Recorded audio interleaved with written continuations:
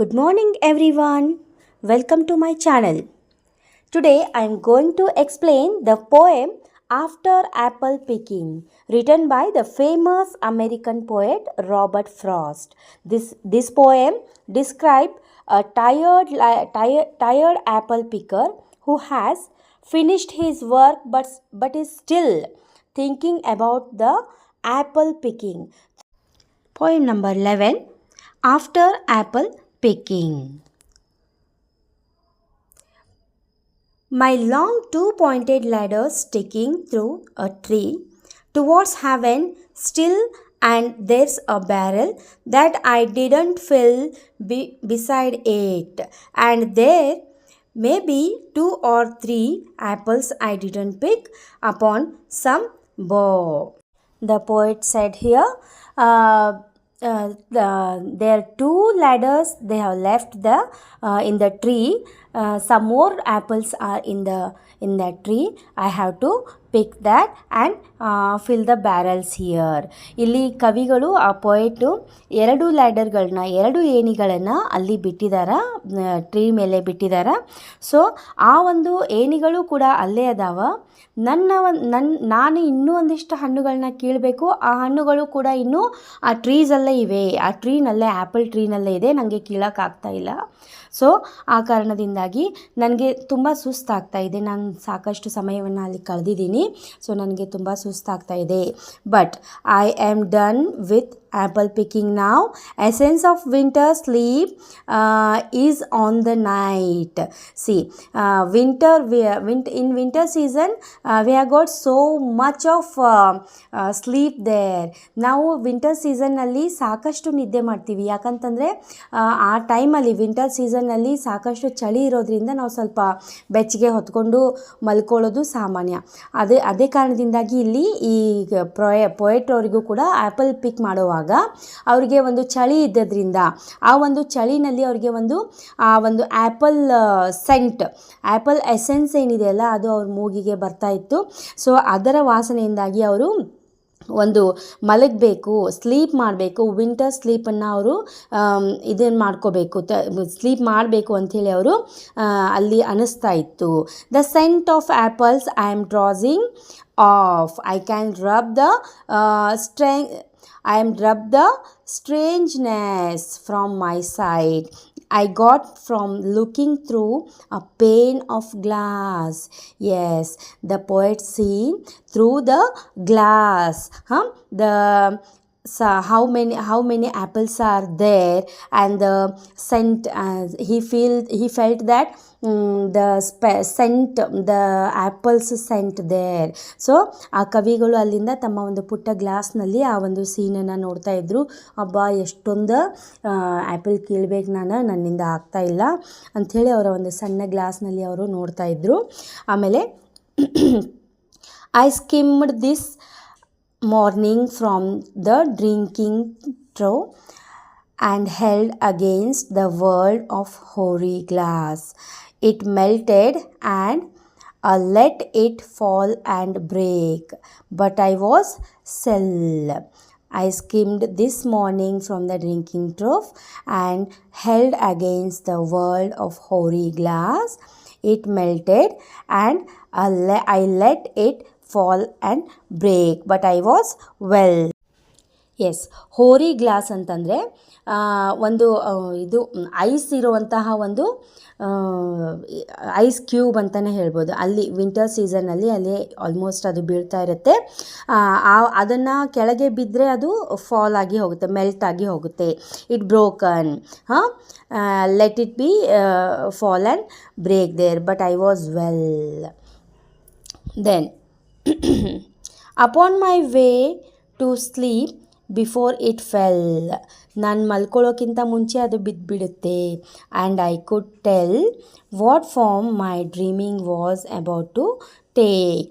Magnified apples appeared and disappeared. Stem end and blossom end. See here, ಇಲ್ಲಿ ಏನಂತಂದರೆ apple added colour magnified big apple magnified apples ಅಂತಂದರೆ big apples ಆಗಿದೆ. ಇಲ್ಲಿ ಅವರು ಆ ಒಂದು ಐಸ್ ಕ್ಯೂಬ್ಸ್ ಏನಿದೆಯಲ್ಲ ಅದು ಹಾರಿ ಗ್ರಾಸ್ ಏನಿದೆಯಲ್ಲ ಅದು ಬಿದ್ದುಬಿಟ್ರೆ ಅವರು ಒಂದು ಈಗೇನು ಮಲಗಿ ಡ್ರೀಮ್ ಕಾಣಬೇಕಂತಿದ್ರಲ್ಲ ಅದೆಲ್ಲ ಬ್ರೋಕ್ ಆಗಿಬಿಡುತ್ತೆ, ಅದೆಲ್ಲ ಬ್ರೇಕ್ ಆಗಿಬಿಡುತ್ತೆ. So next, it keeps the pressure of a ladder round. I feel the ladder sway as the bow bend, and I keep hearing from the cellar bin the rumbling sound. See, it keeps the pressure of a ladder round. I feel the ladder sway as the bow bend, and I keep hearing from the cellar bin the rumbling sound of a load of apple coming in, for I have had too much of apple picking. I am overtired of the great harvest I myself desired. There were 10,000 fruit to touch. See, after apple picking, the poet gets very tired there, and too much means 10,000 fruits to touch there. There were 10,000 fruits to touch there. ಇಲ್ಲಿ ಆ್ಯಪಲನ್ನು ಕಿತ್ತ ನಂತರ ಆ ಒಂದು ಪೊಯೆಟ್ಗೆ tired ಆಗ್ತಾಯಿತ್ತು. Almost ಇದ್ರ ಬಗ್ಗೆ ಹೇಳಿದ್ದೀನಿ. ಅದು ಆದಮೇಲೆ ಅವರು ಇನ್ನೂ ಒಂದು 10,000 ಆ್ಯಪಲ್ಗಳನ್ನು ಅವರು ಕೀಳಬೇಕಾಗಿತ್ತು ಅಥವಾ ಕಿತ್ತಿದ್ದಾರೆ. ಸೊ ಇದರಿಂದ ಅವರಿಗೆ ಓವರ್ ಟೈಮನ್ನು ಅಲ್ಲಿ ಕಳೆದಿದ್ದರಿಂದ ಸ್ಪೆಂಟ್ ಮಾಡಿದ್ರಿಂದ ಸೊ ಅವರಿಗೆ he got so much of tired and he want to sleep there. In that sleep, one dream came there. One dream came there. In that dream also, they seen the apples there. See, cherish in hand, lift down, and not let fall. For all that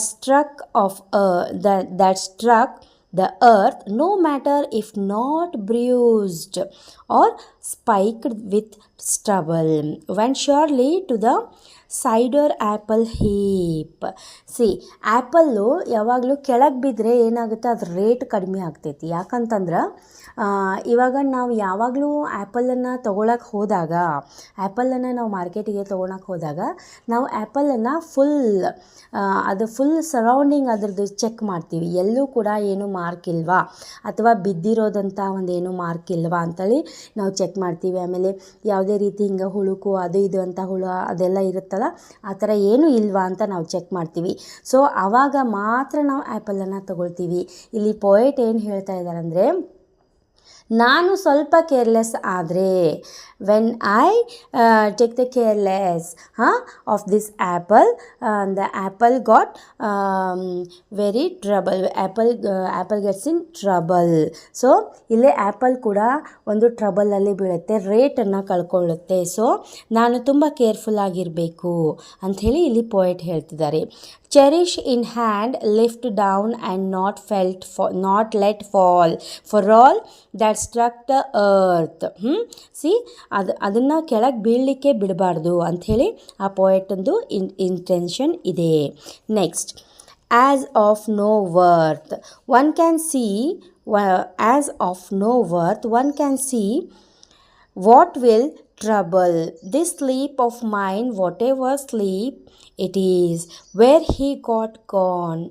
The woodchuck could say whether it's like his long sleep as I describe its coming on, or just some human sleep. See, ಇಲ್ಲಿ poet ಹೇಳ್ತಾ ಇದ್ದಾರೆ, ಒಂದು woodchuck means small animal that is staying in that wood.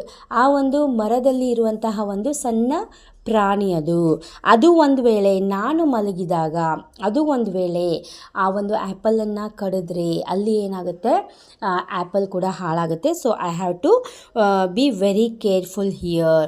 This sleep of mind, whatever sleep it is, where he got were he not gone, the woodchuck means small animal in wood, could say whether it's like his long sleep as I describe his coming on or just some human sleep. ಎಲ್ಲ ಮನುಷ್ಯರಿಗೂ ಕೂಡ ಅದು ಒಂದು tired ಆದಾಗ ಮಲಗಲೇಬೇಕನ್ನುವಂತಹ ಒಂದು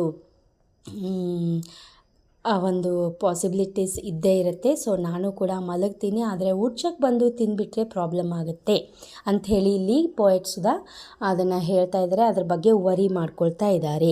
so ಈ ಒಂದು ಪೋಯಮ್ನಲ್ಲಿ ನೀವು ಆ ಕವಿ ರಾಬರ್ಟ್ ಫ್ರೋಸ್ಟ್ ಏನಿದಾರಲ್ಲ ಅವರು ತಮಗಾದಂತಹ ಬಳಲಿಕೆಯನ್ನು ಇಲ್ಲಿ ಈ ಒಂದು ಪೋಯಮ್ನ ಮೂಲಕ ಅವರು ಹೇಳಿಕೊಂಡಿದ್ದಾರೆ. And to conclude, after apple picking is not just a poem about harvesting apples. It is a poem about human life, hard work, tiredness, and effects of endless desires.